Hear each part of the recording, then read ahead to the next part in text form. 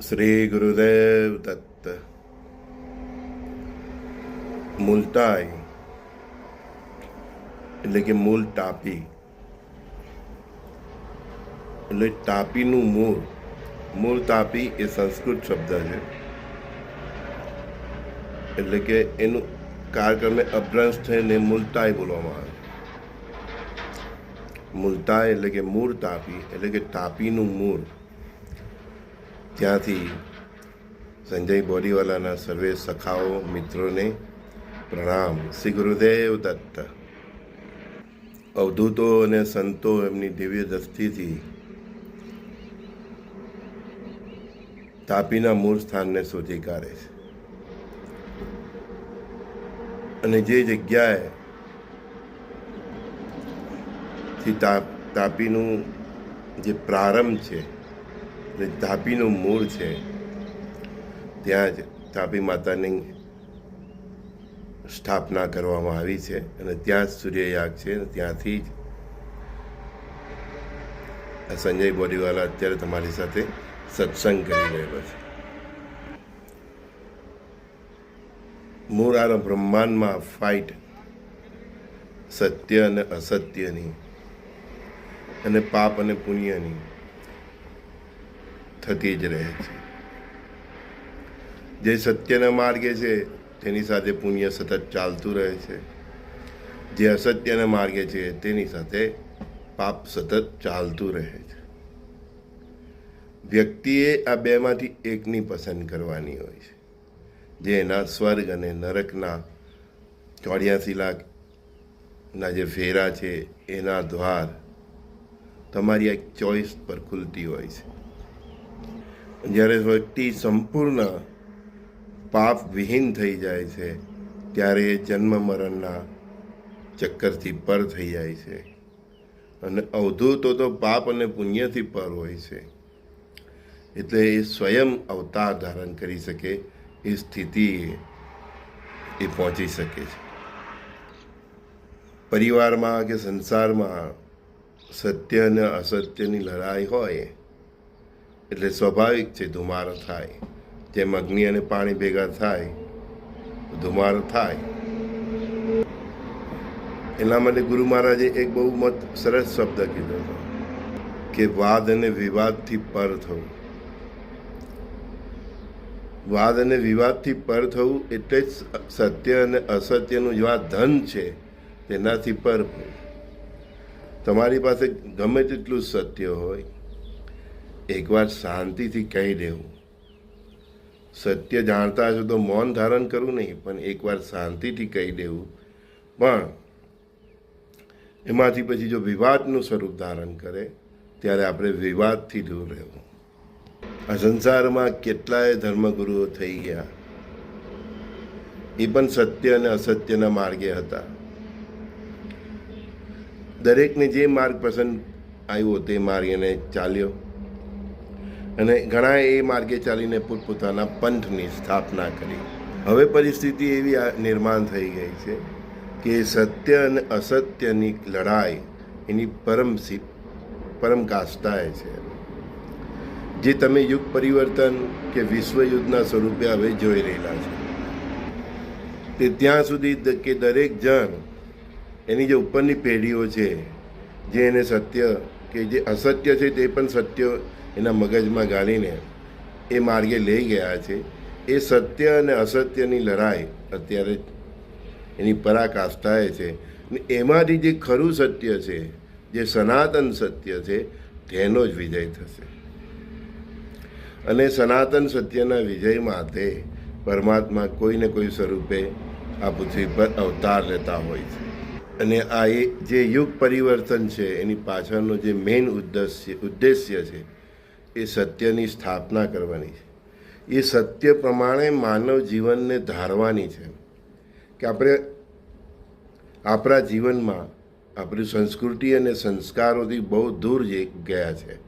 પશ્ચિમી સંસ્કૃતિઓના કે મિડલ ઇસ્ટના જે સંસ્કૃતિના જે કંઈ પણ કુસંસ્કાર છે એ કુસંસ્કારોને અપનાવ્યા છે, અને પોતાની સંસ્કૃતિથી એ પોતાની સંસ્કૃતિના જે સારા સંસ્કારો છે જે સત્ય છે એનાથી આપણે દૂર થતા ગયા છે. તો એ ફરીથી સત્યની સ્થાપના કરવા માટે જ યુગ પરિવર્તન આવી રહેલું છે, થઈ રહેલું છે. ઘણા મને પૂછે છે ને કે સર આ યુગ પરિવર્તનની જે મહાકાળનું તાંડવ છે એનાથી બચવા શું કરવું? બસ આ એક જ કરું, જે આપણી સંસ્કૃતિ સનાતન ધર્મ છે, સંસ્કૃતિ છે, એના જે સંસ્કાર છે, એનું જે બેઝિક છે એને પકડો. હવે બેઝિક્સને સમજવા માટે તમારી આજુબાજુ કોઈ શાસ્ત્રી હોય તેની પાસે તમારી ભાષામાં વેદ ઉપનિષદને સાંભળો, મહાભારત અને રામાયણને સમજો, રામના ચરિત્રને સમજો ને અપનાવો, સીતાનું ચરિત્રને સમજો એ અપનાવો. કૃષ્ણ ભગવાનની જેમ નિરપેક્ષ લઈને નિસ્વાર્થ લઈને આખું જીવન 125 વર્ષનું એ જીવતા શીખો. એની પાસેથી સખા ભાવ શીખો, એની પાસેથી પરસ્પર દેવોનો ભાવ શીખો, કૃષ્ણ ભગવાન પાસેથી વસુદેવ કુટુંબનો ભાવ શીખો. એમ અમુક લોકો કહે ને કૃષ્ણ ભગવાનની 10,000 રાણી, કોઈ 10,000 રાણી નહીં હતી ભાઈ. એ 10,000 ગોપાળો સાથે એમનો આત્માથી જોડાયો હતો. જેમ હું તમારી સાથે જોડાયેલો છું ને પરસ્પર દેવો ભાવથી, સખા ભાવથી, એ રીતે સ્ત્રી પુરુષથી પરનો એ આખું જીવન હતું. હું તમને પણ એ જ શીખવું છું કે સ્ત્રી પુરુષથી નર અને નારીના ચશ્મા ઉતારો, એ તો પરમાત્મા હતા. તો એ નર અને નારીના ચક્ષાથી પર હતા, સ્ત્રી અને પુરુષથી પર હતા. તો રાણીની તો વાત જ કાં આવે છે? આજે એમની સાથે લક્ષ્મી દેવી છે, એ પણ એક શક્તિ સ્વરૂપે છે. ભલે એમના ધર્મપત્ની છે પણ કયા છે? એક શક્તિ સ્વરૂપે છે. એમ તો 10,000 રાણી ક્યાંથી આવી? 10,000 કોઈ રાણી નહીં હતી. એ બધા સાથે પરમાત્માનો, એ ગોપીઓ સાથે, એ ગોપાળો સાથે એમનો સખા ભાવથી સંબંધ હતો. એમનાથી જ પ્રેરિત થઈને આજે હું તમારી સામે છું, તમને એ જ શીખું છું. અમારા ગુરુ પણ એ જ શીખવતા હતા, પરસ્પર દેવો ભવ, સખા ભાવ. આજે હું તમને શીખવી રહ્યો, સખા એટલે સરખા. એમ તો 10,000 રાણીનું મગજમાંથી તમારા ગાલેલું છે ને, ખોટું છે. સંસાર છે, સંસાર ચલાવવા માટે આપણી સંસ્કૃતિ એક રચના કરી છે કે એક પુરુષ, એક પત્ની, એના બાળકો. એમ તે ઉપરાંતની સંસારમાં જેટલી પણ સ્ત્રીઓ છે, જેટલા પણ પુરુષો છે, એ બધા તમારા માટે સખા છે, એટલે કે સરખા. આત્મભાવે એક, એ સરખા. હૃદયથી એક, આત્માથી એક, એ સરખા, એ સરખા, એ સખા. એ ભાવ આવી જાય, પરસ્પર દેવો ભવનો ભાવ જાગૃત થઈ જાય, વસુદેવ કુટુંબકમનો ભાવ જાગૃત થઈ જાય, તો યુદ્ધની નોબત જ નથી આવતી. પણ આપણી સંસ્કૃતિને સંસ્કાર, આપણી સંસ્કૃતિ છે, એના જે ઈષ્ટ દેવો છે, દેવી દેવતાઓ છે, એની પાસેથી જો તમારે શીખવાનું છે તો શાસ્ત્રોને શીખો. શાસ્ત્રો નહીં શીખી શકો તો વર્ષમાં એકવાર એનું શ્રવણનું કંઈક આયોજન કરો. તમારા સોસાયટીમાં દર મહિને એવું આયોજન કરો. તમે જ્યાં પણ રહેતા મહિને 2 મહિને શાસ્ત્રોનું શ્રવણ કરો, એમાંથી સંસ્કાર ગ્રહણ કરો. રામાયણ મહાભારતના કેરેક્ટરમાંથી કંઈક શીખો, સારું શીખો. આપણી જે બરબાદી થઈ છે, આપણું પતન થયું છે સનાતન ધર્મ તરીકે. આપણું સનાતન ધર્મનું પતન નથી થયું. સનાતન ધર્મ ત્યાં જ રહેવાનો છે જ્યાં છે. એને કોઈ ડાઉન નથી કરી શક્યું, એને કોઈ અપ નથી કરી શકતું. સનાતન ધર્મ અચર છે, એક અચર ઉર્જા છે. ઉર્જાનો જે નિયમ છે ને ફિઝિક્સમાં, તેમ એ સનાતન ધર્મ એ અચર છે. એને કોઈ ડાઉન કે અપ નથી કરી શકતું. સનાતન તો ત્યાં જ છે. તમારી અંદરનું જે સનાતન છે તે ડાઉન અપ થાય છે. એમ કેમ ડાઉન અપ થયું છે? કેમ કે તમે જે મૂળ જે આ સંસ્કૃતિનો જે સનાતન ધર્મ હતો અને જે સંસ્કાર હતો, તેની પર તમારો પશ્ચિમી જે સંસ્કારો છે, પશ્ચિમી જે જીવન છે, મિડલ ઇસ્ટનું જે જીવન છે, એનો પ્રભાવ તમારા જીવન પર પડ્યો છે. એટલે તમારી અંદર જે સનાતન ધર્મના જે સંસ્કાર છે તે ડાઉન થયા છે. ઘણા લોકો મને પ્રશ્ન કરે છે સનાતન ધર્મનું શું થશે? આ બધા જે વટલાઈ ગયા છે એને કોણ પાછા બેક એટલે ધર્મમાં ફરીથી કોણ લાવશે? એણે જ આવવાનું છે. તમે પ્રયત્ન કરીને કેટલાને લાવશો? 100, 200. અમારા જેવા તમારી સામે આવીને એક સત્યનો પ્રચાર કરે છે, બરાબર ને? એ સત્યનો પ્રચાર એના સુધી પહોંચે. કોઈ આપણી સામે આવે તો એનો સત્યનો એનો સમજાવો, બરાબર? હવે લાખો કરોડો લોકો પરિવર્તિત થઈ ગયા છે, એને તો કોણ બદલાવી શકે? એને કોઈ બદલાવી નહીં શકે. 100, 200, 500 વર્ષ એના મગજમાં જે પડેલું છે તેને તમે રાતોરાત નહીં કાઢી શકો. બસ તમે તમારામાં જે બદલાવ આવ્યો છે પશ્ચિમી સંસ્કૃતિનો કે મિડલ ઇસ્ટનો સંસ્કૃતિનો, એનો બદલાવ કરો. કહેવું છે ને કે ખુદ પહેલાં બદલો, પોતાના પરિવારને બદલો, પછી તમારી સોસાયટીને બદલવાનો પ્રયત્ન કરો, પછી તમારા ગામ શહેરને, ત્યારે બદલાવ છે. આપણે દરેક જણે પહેલાં તો ખુદ પશ્ચિમી અને મિડલ ઇસ્ટ સંસ્કૃતિના પ્રભાવમાંથી મુક્ત થવાનું છે. બીજાની તો તમે પંચાયત જ છોડો, બરાબર ને? એ તો બગડી ગયો છે કે વટલાઈ ગયો છે, જે એનું જે થવાનું તે થશે, બરાબર? કોઈ કાળક્રમે મોગલોના ભયથી કોઈ ધર્મ બદલો, અંગ્રેજોના પ્રભાવથી કે એના ભયથી બદલો, તો હવે એ પ્રભાવ તો કોઈ મોગલોનો કે અંગ્રેજોનો રહ્યો નથી, બરાબર ને? હવે એને સનાતન સત્ય સમજવું જોઈએ ને એને ખુદ એનામાં બદલાવ લાવવો જોઈએ. કોઈ પ્રલોભનથી કે લોભથી, કોઈ કે છે ને સામ દામ ભેટ એના ધનથી એ બધાથી આપણે એ બધું કરવાની જરૂર નથી. એ બધું કાર્ય પરમાત્માની જે હવે આ યુગ પરિવર્તનની લીલા છે એમાં આપોઆપ જ થવાનું છે. બસ તમારામાં બદલાવ લાવો. તમારો એટલો પ્રભાવ હોવો જોઈએ કોઈ વ્યક્તિને તમારી જેમ જીવવાની પ્રેરણા થાય. આજે અમારા ગુરુનો એવો પ્રભાવ હતો તો અમને એમની જેમ જીવવાની પ્રેરણા થઈ, અમે એ માર્ગે ગયા. તેમ તમારામાં તમારી અંદર જે સનાતન ધર્મનો એના જે સંસ્કાર છે, એની પર જે પશ્ચિમ અને મોગલોનો પ્રભાવ છે, એમાંથી પહેલાં તમે તો મુક્ત થાઓ, તો અને તમે મુક્ત થશો તો તમારું જીવન જોઈને સામેવાળી વ્યક્તિને પ્રેરણા થશે. ના આજના જમાનામાં કેવું છે ખબર છે ભાઈ, લોકોને તમારા પૈસા જોઈને પ્રેરણા થાય છે. એ ભ્રમ છે. કોઈને તમારા પૈસા બહુ સુખી થઈ ગયો, આ સ્વામિનારાયણમાં ગયો તો બહુ સુખી થઈ ગયો, આ હરે કૃષ્ણમાં ગયો તો બહુ સુખી થઈ ગયો. આ રીતે ધર્મનો માર્ગ પસંદ નથી કરવાનો. ધર્મનો માર્ગ સત્ય અને જે સનાતન છે એના આધારે પસંદ કરવાનો. અને એ તમને ઋષિ મુનિઓના જે આ વેદ ઉપનિષદની જે બધું છે ને એ ભાઈ સાંભળશો ને ત્યારે તમને ખબર પડશે કે સનાતન ધર્મ શું છે, સાચો શું છે. અમે તમને રોજ બતાવીએ છીએ. એમ 2 રૂપિયાના લાડુ મળે ને એ સનાતન ધર્મ નથી. સનાતન ધર્મના ઋષિઓ સંતો કોઈ દિવસ પ્રસાદ વેચતા નથી. અમારા ગુરુના અત્યારે પણ ભંડાર ચાલે છે, સૂર્યયાગ ચાલે છે, આખું ગામ જમે, બધાને ફ્રી હોય છે. ત્યાં કોઈ ગલ્લો નથી હોતો, કોઈ કાઉન્ટર નથી હોતો. સનાતન ધર્મ પ્રસાદ વેચતો નથી, વહેંચે છે. સંસ્કાર વહેંચે છે, દરેક વસ્તુ વહેંચે છે, આપે છે, લેવામાં માનતો નથી. અને સનાતન ધર્મના ગુરુઓ એટલા સમર્થ હોય છે, હું તમને વારંવાર કહું છું, એક મુઠ્ઠી ચાવલને સારે ગાંવ ખીલા દે. જે સંત અવધૂત આપી શકે છે તે સનાતની છે. પોતાના ભક્તોનું ધન હરી લે, ચરિત્ર હરી લે, એની નારી હરી લે, એવા કેટલાય પાખંડી છે. એ સનાતન ધર્મના ગુરુઓ નથી. અને તેના શિષ્ય બનીને તમે પણ અધોગતિના માર્ગે જ જાઓ છો. કે જેની પાસે ખુદ સત્ય નથી તે તમને કઈ રીતે સત્યના માર્ગે લઈ જશે? એમ એટલે ગુરુ પસંદ કરો તો જુઓ, એનું તપ જુઓ, એનું જીવન જુઓ, એનું ચરિત્ર જુઓ, બરાબર ને? એનામાં આપવાની ભાવના કેટલી છે, લેવાની ભાવના કેટલી છે.